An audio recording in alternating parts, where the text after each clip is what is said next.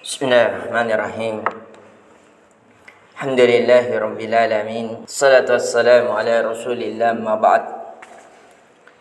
Allahumma anfa'na bima 'allamtana wa 'allimna ma yanfa'una wa zidna ilman. Allahumma faqqihna fid din wa 'allimna ta'wil. Allahumma salamata wal 'afiyah fid dunyana wa akhiratana. Waalaikumsalam warahmatullahi wabarakatuh. Alhamdulillah, kita kembali memuji dan mengagungkan Allah Subhanahu wa Ta'ala, yang zat pemilik langit dan bumi, yang dimana hati kita seluruhnya di antara dua jari jemari Allah Subhanahu wa Ta'ala. Wa yunqalibu kaifa yasha', yang dimana dia membolak-balikkan hati kita sesuai dengan kehendak dan keinginan Allah Subhanahu wa Ta'ala. Faminkum man yu'min wa minkum man yakfur. Di antara kita ada yang beriman kepada Allah.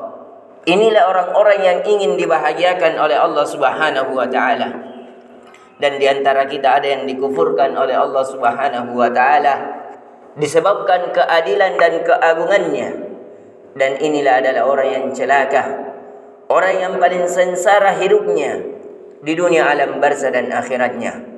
Maka dari itu tidak ada kata lain untuk kita ucapkan kecuali kalimat syukur kepada Allah Subhanahu wa Ta'ala, karena dia telah memilih kita di antara hamba-hamba yang terpilih, yaitu dengan beriman dan melakukan ketaatan kepadanya.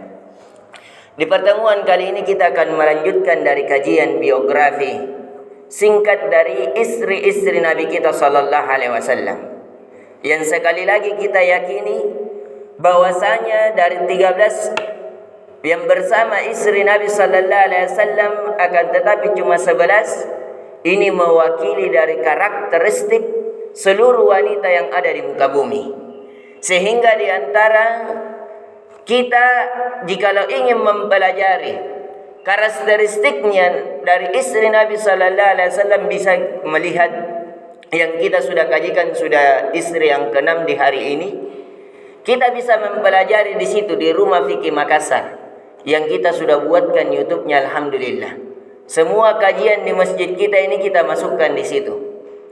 Kita akan mempelajari barang siapa yang ingin mendidik istrinya akan tetapi sulit, ataukah dia memiliki masalah-masalah yang susah dia mendapatkan jalan keluar, maka hendaknya ia memahaminya. Seperti kalau misalnya istrinya sulit diatur, sulit diperintahkan, maka hendaknya kita memahaminya bahwa dari sifat-sifat karakteristik wanita itu. Dan di pertemuan kali ini kita akan memasuki dari istri Nabi sallallahu alaihi wasallam, yang dimana kata para ulama birra'yi sa'ib wal aklul balik.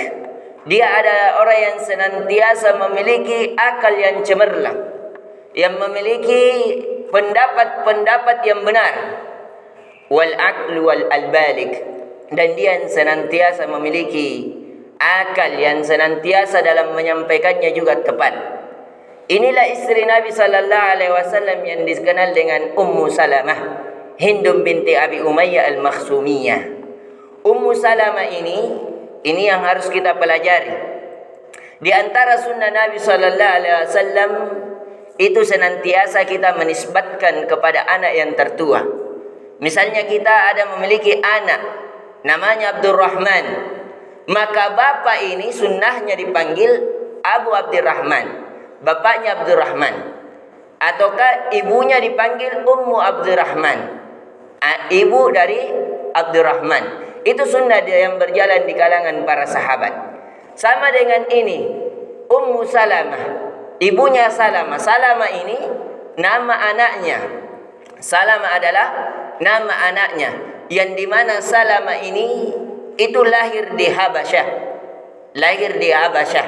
Akan tetapi kita tidak mempelajari dari biografi anaknya, yaitu kita akan mempelajari dari biografi ibunya. Ummu Salamah ini lahir di kota Mekah dan dimakamkan, dan dia meninggal di kota Madinah karena dia bersama Nabi sallallahu alaihi wasallam. Dan Ummu Salamah ini juga termasuk orang yang dipanjangkan umurnya oleh Allah Subhanahu wa taala. orang yang paling terakhir meninggal dari istri Nabi sallallahu alaihi wasallam, karena kita sudah jelaskan bahwa hanya dua istri Nabi yang meninggal di masa hidup Nabi. 9-nya itu meninggal setelah Nabi sallallahu alaihi wasallam juga meninggal. Dan yang paling terakhir meninggal dari istri Nabi sallallahu alaihi wasallam adalah Ummu Salamah yang dimakamkan di Baqi. Baqi ini sampingnya saja kota Madinah, hanya beberapa ratus meter, kurang lebih 300 sampai 500 meter. Adapun pagarnya dari masjidnya, adapun pagarnya bersampingan dengan Masjid Madinah.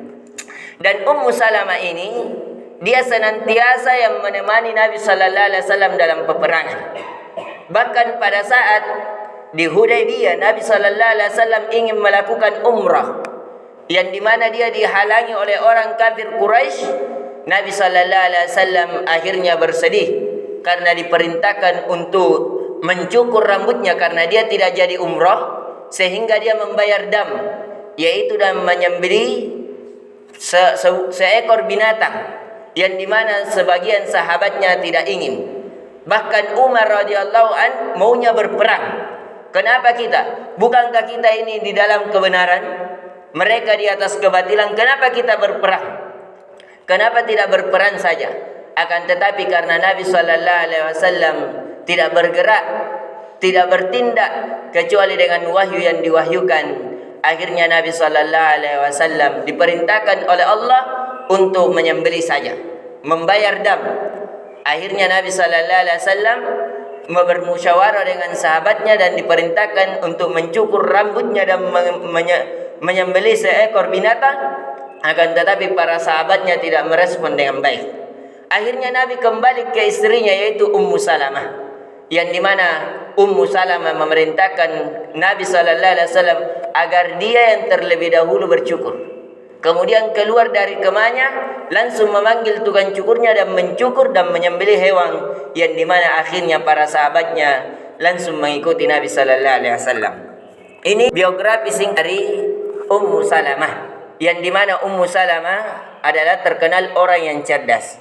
Dan di pertemuan kali ini juga kita akan mengajarkan suatu doa yang diajarkan Nabi oleh Ummu Salamah. Pernah Ummu Salamah dia menikah dengan Abu Salamah.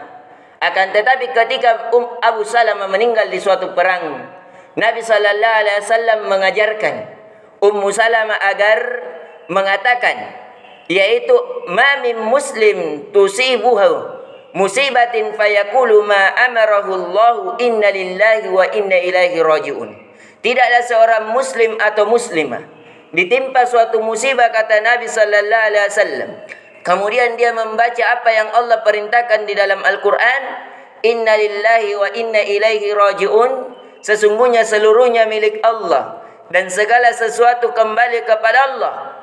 Kemudian dia menambahnya, ini yang harus kita hafalkan, yang menjadi bekal pelajaran di subuh kali ini.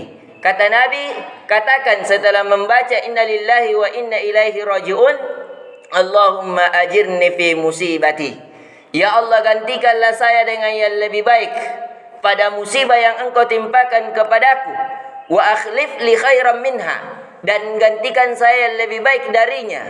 Illa akhlafallahu lahu khairan minha, kecuali ketika seorang hamba berdoa dengan ini, pasti Allah menggantikan yang lebih baik. Jadi kalau ada istrinya yang meninggal, disunnahkan agar ia membaca doa ini. Ya Allah, berikanlah pahala yang terbaik darimu dari musibah yang engkau timpakan kepadaku, dan gantikanlah saya lebih baik. Ummu Salamah pada saat membaca doa ini dia ragu, siapa yang lebih baik daripada Abu Salamah. Akan tetapi karena ini perintah Nabi, langsung Ummu Salamah membaca. Ternyata setelah habis masa iddahnya, akhirnya dilamar oleh Nabi sallallahu alaihi wasallam. Ini yang bisa kita berikan pelajaran yang paling utama untuk kita mengambil pelajaran di subuh kali ini adalah doa dari Ummu Salamah.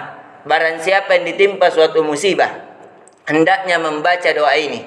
Setelah membaca inna lillahi wa inna ilaihi raji'un, kemudian dia menambahnya, Allahumma ajirni fi musibati. Ya Allah, berikanlah pahala yang terbaik di sisimu dari musibah yang engkau timpakan kepadaku.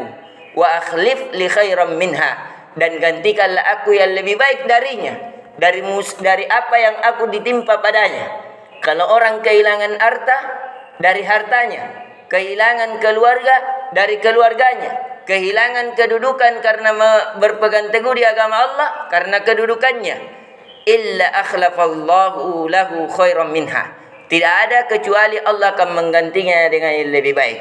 Akhirnya Nabi sallallahu alaihi wasallam ketika di suatu hari menikahi Ummu Salamah. Ini yang bisa kita berikan, semoga bisa memberikan faedah. Jikalau kita tidak menghafal bahasa Arabnya, kita bahasa Indonesianya saja, yang dimana itu dibolehkan karena doa, itu dibolehkan dengan secara umum. Subhanakallahumma bihamdik, syada la ilaha illa anta astaghfiruka wa atubu ilaik. Assalamualaikum warahmatullahi wabarakatuh.